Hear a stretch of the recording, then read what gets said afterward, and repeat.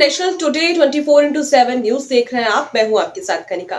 मथुरा में बिहार के महामहिम राज्यपाल श्री आरिफ मोहम्मद खान जी ने राजकीय उच्च प्राथमिक विद्यालय और राजकीय वरिष्ठ माध्यमिक विद्यालय लोवन के नवीनीकृत निर्माण कार्यों का उद्घाटन किया।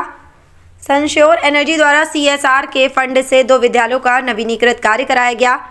सनश्योर एनर्जी भारत के अग्रणी व्यवसायों के लिए पसंदीदा अक्षय ऊर्जा समाधान प्रदाता है और हरित ऊर्जा में परिवर्तित हो रहे हैं। मथुरा के लोवन में 2 नए नवीनीकृत विद्यालयों जिसमें राजकीय उच्च प्राथमिक विद्यालय और राजकीय वरिष्ठ माध्यमिक विद्यालय का उद्घाटन आज बिहार के महामहिम राज्यपाल जी ने किया।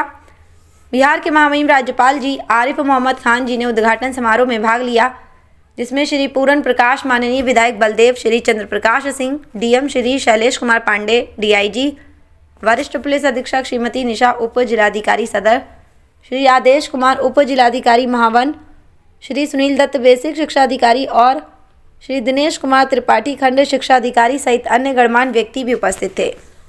सनश्योर एनर्जी के संस्थापक CEO और अध्यक्ष श्री शशांक शर्मा और सह संस्थापक तरुणवीर सिंह ने बिहार के महामहिम राज्यपाल जी और अन्य गणमान्य व्यक्तियों का स्वागत किया और उनकी उपस्थिति के लिए उन्हें धन्यवाद दिया।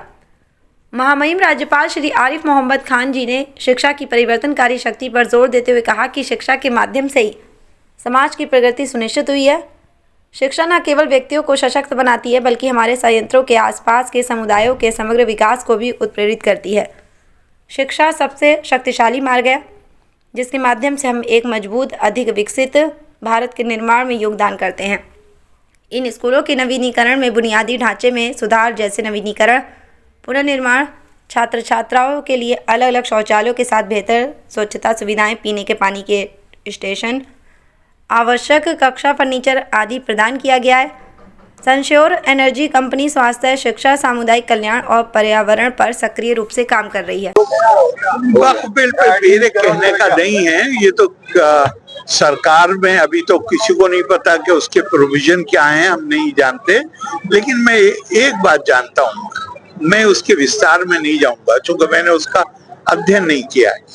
लेकिन चंद महीने में उत्तर प्रदेश में मैं जब सरकार में था तो मेरे पास वक्फ विभाग था। 90% सिवाय मुकदमेबाजियों के और कुछ भी नहीं। आप एक बात मुझे बताओ, आपका देखो, अगर आप वाकई में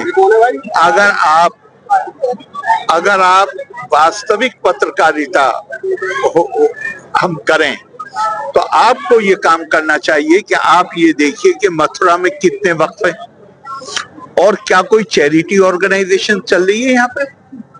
तो अगर वक्फ काहे के लिए, वक्फ का मतलब ये है कि ये प्रॉपर्टी मेरी है। अब इस प्रॉपर्टी को मैंने परमात्मा को, अल्लाह को ओनरशिप कर दी। अब अल्लाह की प्रॉपर्टी है तो उसका इस्तेमाल सबसे पहले किसके लिए होना चाहिए? नहीं, मैं आपसे पूछ रहा हूँ किसके लिए होना चाहिए? सबसे गरीब जो है उसके लिए, और उसके उस तरफ से बढ़ना चाहिए आगे। वक्फ में आप अलल औलाद जो है वक्फ में, उसमें जो आप देखेंगे तो वो तो कहीं कुरान में नहीं है, कहीं है सिर्फ हिंदुस्तान में है कि मैंने अपनी प्रॉपर्टी को सीलिंग से बचाने के लिए, दूसरे कामों से करने के लिए मैंने कह दिया ये मेरे औलाद के काम आएगी, लेकिन ये वक्फ होगा। तो अब लॉ में इजाजत है, रिलीजन से इसका कोई ताल्लुक नहीं। मगर एक बेसिक सवाल ये है कि वो जो वक्फ हैं उसमें 90% से ज्यादा, मैं 90 कम कह रहा हूं, इतनी भाई अब कई जनरेशन हो गई। पहले उन्होंने मानो कह दिया कि बड़ा बेटा मुतवल्ली होगा, अब बड़ा बेटा और 3-4 बेटे, उनके बच्चे हो गए। अब खानदान में ओवर ए पीरियड ऑफ मानिए 150 साल हो गए, तो अब उसमें 3 जनरेशन 4 जनरेशन आ गए।